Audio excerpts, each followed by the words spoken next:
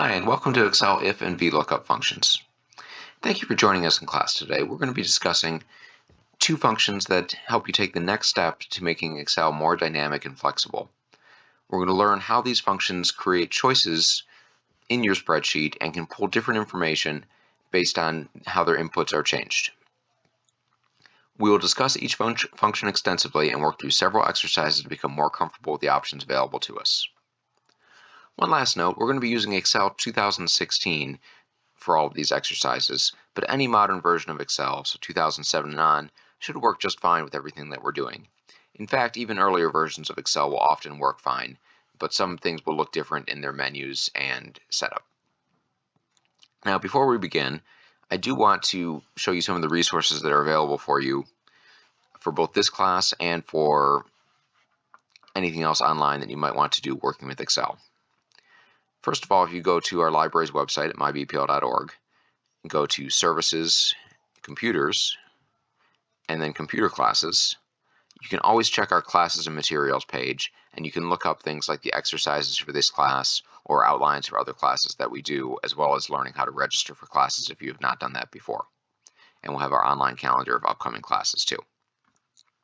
But you can also go to the Learn menu in Online Courses, and you can see a number of online services that the library has already paid for you to use with your library card if you're a Bloomingdale Public Library member.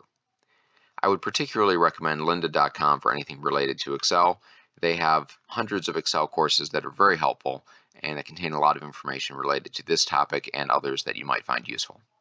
So with that, let's begin talking about the if function. So here we have a table that gives us several examples of how we could use the if function. I've filled in a lot of information here, and I'm going to walk us through each of these functions step by step so that you can see how this progressively builds. What I've created is a make-believe test scores for a number of students here, and we can see how when the numbers are entered in, it's going to automatically calculate results. Now, the first one that we have, I have a very simple if function, where it's simply pass or fail. Now, for all of these functions, we could edit them within the cell by double-clicking on that.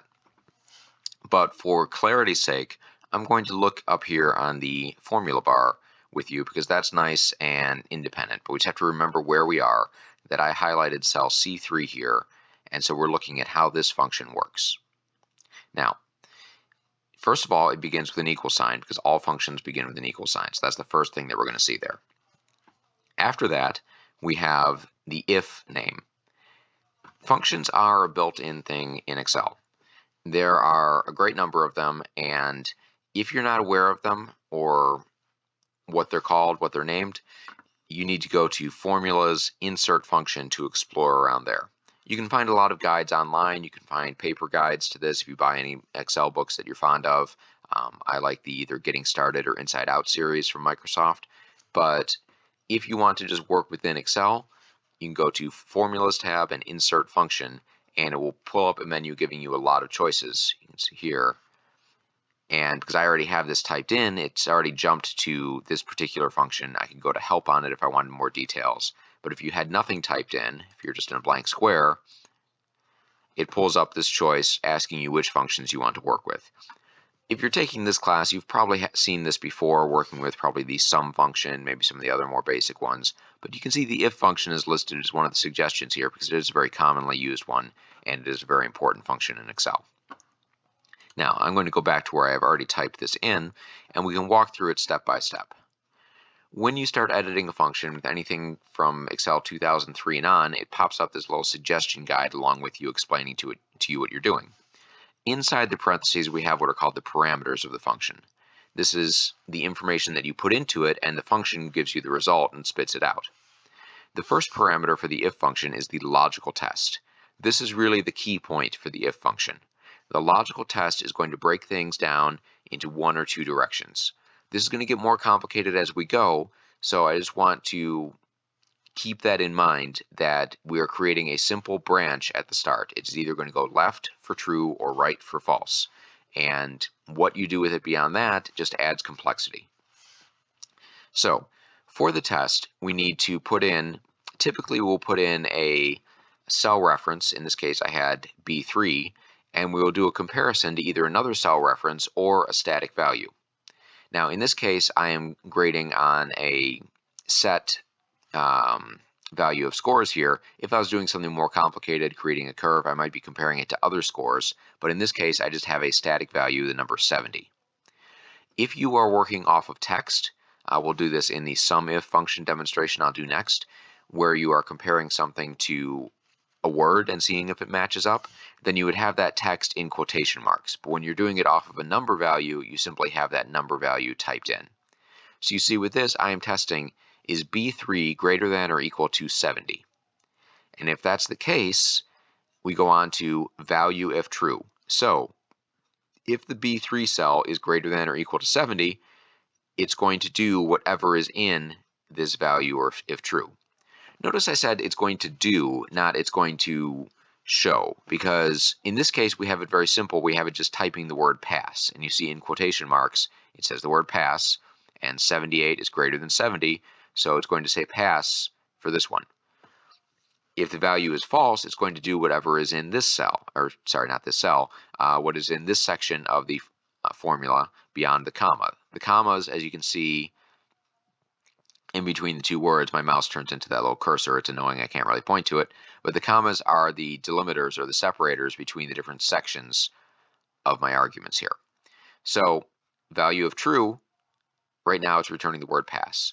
Value of false, right now it's returning the word fail. So that's the test that's happening there. You can see over to the side here, I put several logical tests that you can do. Greater than, less than, greater than or equal to, less than or equal to, or not equal to. So if you want to make sure it's not a certain word or not a certain number or not a certain age or date or whatever it may be, you can use that one. That can be very helpful. Now I want to go back to what I said about it's going to do whatever is in this spot, because sometimes you don't want to just return a value. Sometimes you want to have it perform a calculation or run a different function or do something that's more complicated here. We're going to see this in some of our later examples. But in this early test, we are simply putting in a return value of pass or fail. And you can see it says pass. And now if I were to go here and change this to 55, it changes to fail. So this is dynamic, and it's reading the value there and changing this as it goes. Now, I want to get into a more dynamic option, showing you how we can put more things into these value of true or value of false. And for that, we want to do a letter score. So I click here, and this is starting to look kind of long, huh? It's getting to be a bit of a mess. I'm going to click through this, and we're going to work through it slowly, just step by step. So, starting from the beginning, we are again testing cell B3. And we're saying if that is less than 70, return an F. Easy enough? Great. 55 puts an F there. Well, what if it isn't less than 70? Well, then, this is the value. If false, it goes into, see it says value of false there, it goes into another function that I typed in here. I'm saying if it's not less than 70, then, well, we got to differentiate exactly what it is. Do another if function, and if it is less than 78, return a D. Okay, then you're done. But what if it is not less than 78? Then it goes into the value of false, which is another if function that I've created. This is called nesting functions, kind of like Russian nesting dolls, the little wooden dolls that are inside each other. We have functions inside of functions to get us more detail or more control. Now inside this one, I'm doing another if function, and it says if this is less than 85, the value is C. Now you might say, how do you know it's a C if it's less than 85? What if it's 22? Well, if it was 22 or 73 or anything less than this threshold, it would have already returned and been done with the function with one of these earlier tests. So that's how we can slowly walk our way up with these. So if it's less than 85, returns a C, value of true. Value of false, it tests to see if it is less than 93. If it is less than 93, it knows that that's a B because it knows it's higher than 85. And if it is not less than 93, it returns an A. And so with that, I can change this to any different number. And you see it goes to D, 78 goes to C, so does 80. But if I do, say, 87, that's a B. If I do 94, that's an A. So you can go through there, and it runs through all those different options. That's the flexibility that you get by being able to nest the functions together here. Now, inside of this, I kept testing the same value, and that makes sense in a lot of situations, but it's not what's required to be done. Sometimes you can test different things inside of the functions if that serves a purpose for the setup for your spreadsheet. In this case, though, it made sense to keep testing the same cell and go from there. Now, before we're done with looking at the options with the if statement, I want to show you a couple more things that you can do inside of these. And I'm going to show you the and or the or options. The and option means that your test has to have multiple things be true. The or option means if any of them are true, then it returns true. Let me show you what I mean. So here for honors, my requirement for this is that both scores have to be A's. And in the honors, it says if, and then the test, that's the logical test part. Remember, we keep coming back to the basic structure for our if statement. In the logical test, it has another function, the and function. And you see the and function, if we were to look that up, it would tell us that you can put as many tests as you want inside of the and function. So you see we have just 2 of them here, but you can keep adding indefinitely. And all of them have to come back true for this to return true. So everything inside here has to be true. In this case, it's pretty straightforward. First test, B3 has to be greater than or equal to 93. So you see that there.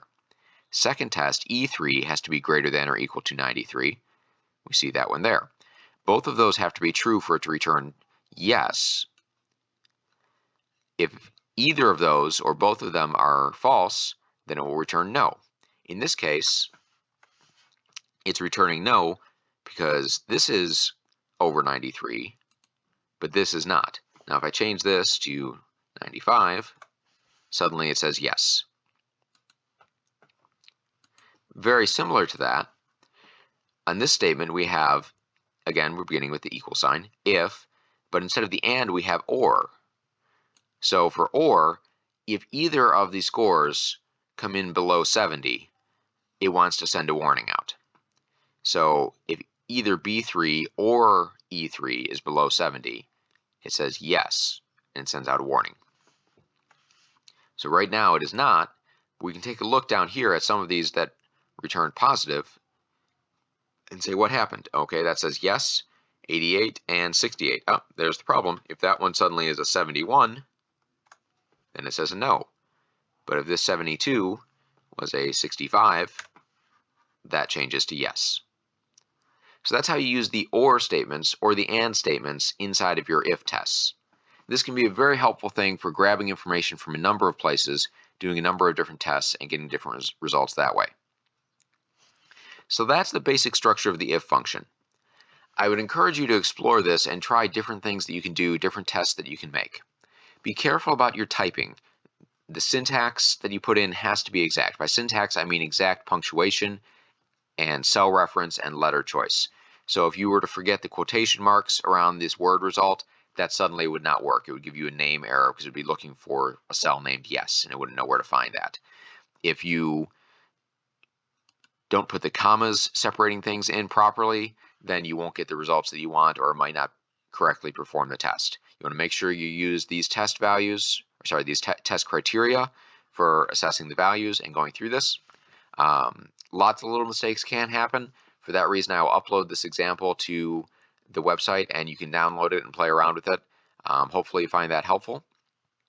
We're going to look into some of the variants of the if function that are built in because this is such a useful thing. They've made a lot of versions of the if function that can do quick tests and give you quick results with things. And so we're going to look at that next.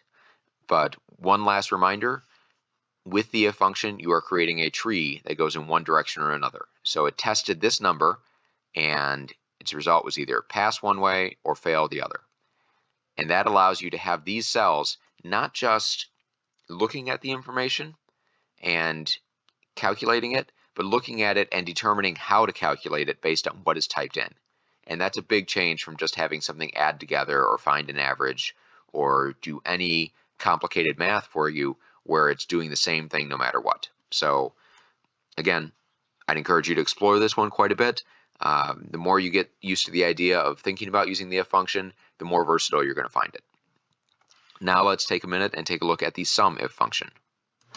Here is the sum if function. Now, let me show you the example that I've put together here. I've created a sales force with their names, states that they're from, and their sales. And over here, I'm using that data inside of a formula.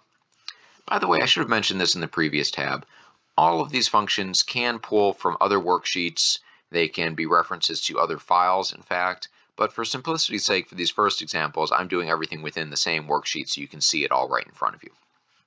Now, this is just straight information that was typed in, nothing complicated here. But when I go over to the sales by location, I have a location set here, Illinois, and I want to calculate all the sales that took place in Illinois. And so, again, using the formula bar, you see here on cell G3, I've typed in equals SUMIF, that's the name of the function, and then inside the parentheses we have the arguments, and the first test is the range. So that's the first argument that's put in. So this is asking what area should you look through. Now this is a common place for people to make mistakes when working with the SUMIF function because they're thinking about adding stuff together. So you might think that the range would be the numbers that you would add. But that's not correct. The range is what you are testing. It's the if function first. That's the most important part. So the range is what you are testing here, and that is this group of words, in this case just 2 letters, but they're words for the purposes of Excel, that you are comparing and seeing which ones are from Illinois. Because the idea of this test is it's going to add together any sales that took place in Illinois. So the range that it is testing is B3 through B7, all of these. Now the criteria, the test, is seeing if it matches the word Illinois. Now I could use any of those criteria that we used in the previous if example and it would work just fine. But in this case we want to compare words and we want to see if something matches the word that we're doing here. So if you were comparing the value of one thing, one cell to see if it was over or under something else, if you're comparing dates, you can do all of those things with the SUMIF function. In this case, we want an exact match for that word. Now be careful, these matches have to be exact. So if somebody typed out Illinois or anything like that, it would not work. So in some situations, you might want to use that OR example that we used in the previous test so that it could be any of a number of possibilities. And that way it might grab any misspellings or things like that. I've used this in the past as part of a checkbook to calculate monthly expenses over time. And I would have it go through all of my entered in expenses for many, many years and find everything that matched ComEd and use all of those to calculate the average monthly electric bill.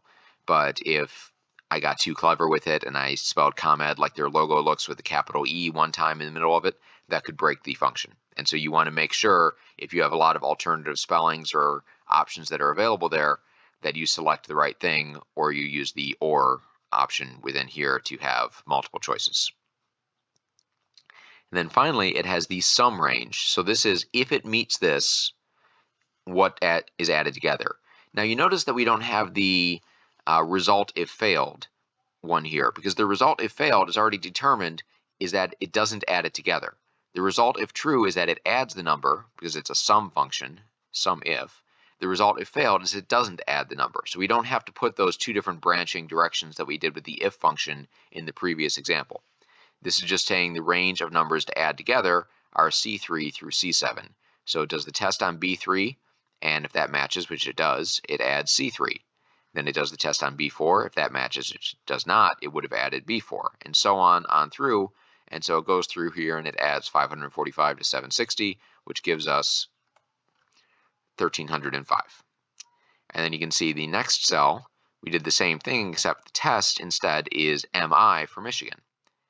And then the final one, VT for Vermont. And you see if I go in here, it handles the lowercase just fine. But if I put in, a period, suddenly it's not adding those. So if you put in the period after that or anything like that, it will fail to add it. So you've got to be careful with the criteria and how you enter these things in. There are a number of variants of the if function. If you go through the insert function there and go to logical functions, there are a lot of different choices here. You can see if error, if not available. You can see the or not choices, the and false. There's a lot of things that you can use that work with these logical functions. By all means, play around with them. In my experience, I use the if function quite a bit. There's a lot of times where it can be very handy. And the sum if function is a specific one that works well for me because I have a lot of spreadsheets that are accumulating numbers and want to find, say, attendance from different programs or costs related to different expenses or that go to different accounts. And the sum if function allows you to sift through all of your data and pull out the ones that you want and work with it that way. If you're trying to find an average sale for it, you could use the COUNTIF function. So I could put in equals COUNTIF, and we could do the same thing here. The range is B3 through B7, and the criteria is IL. Notice you don't have to give it a sum range because it's not adding anything together, it's just counting the ones that match. And so it gives me 2 there. Now you might say, well, yes, I could count that there are 2 of them. But if you had 10,000 entries here and 100 different salespeople to go through and you wanted to find all the ones that match certain names, that could go through and find all of the hits with their names. And then you could average the sales that they make for each person. And so in this case, it's very easy. You would just say 652.5. But if you have more data to go through, things like the SUMIF and the COUNTIF functions can be really good for working through large amounts of data and finding the matches that you're looking for and going from there. So these are functions that I recommend you explore and play around with. And with that, let's take our time and move over to the lookup function. So here's our example for VLookup. Now we're going to be pulling together a lot of different things in this example and using some of what we learned from the if statements as well as pulling things from other worksheets that we have built in here. So I want to go through all of it first and then I'm going to show you how this works. What you're doing with VLookup is it is a function designed to sift through a vertical spreadsheet and find data. If you're looking for a horizontally arranged spreadsheet, then you have HLOOKUP and other similar functions that can work with that.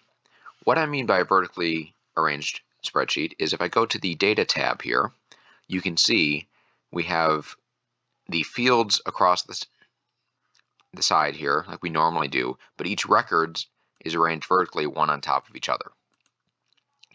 Now what we're going to do with this is we are going to use these ID numbers to pull information about the salespeople into our invoice. So when we enter in an ID number, VLookup will take care of that for us and it will pull in, using that ID number, all the other relevant information. This is something that you can do in a lot of different scenarios. You can use this for inventory management, finding things through that.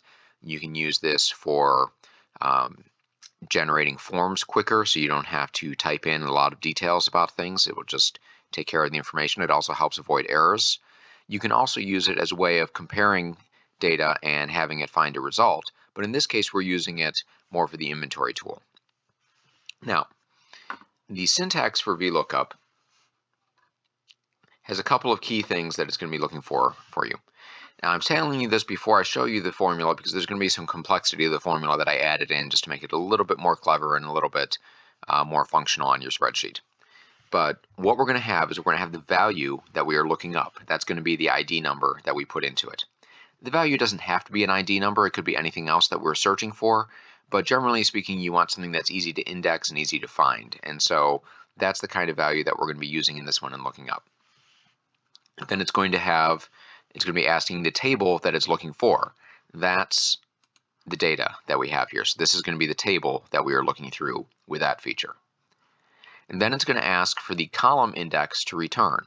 So if it's looking things up with the ID number, that's going to match up with that. It wants to know what column should I put in this cell. So okay, say we found ID number 2, which result do we want here? So for the name, we would want column number 2 for John, or column number 3 for the last name. For the location, we would want column 4, and for the phone number, we would want column 5. So we're telling it what to return from what it found from this table. And finally, the last argument that it asks for is what's called the range lookup.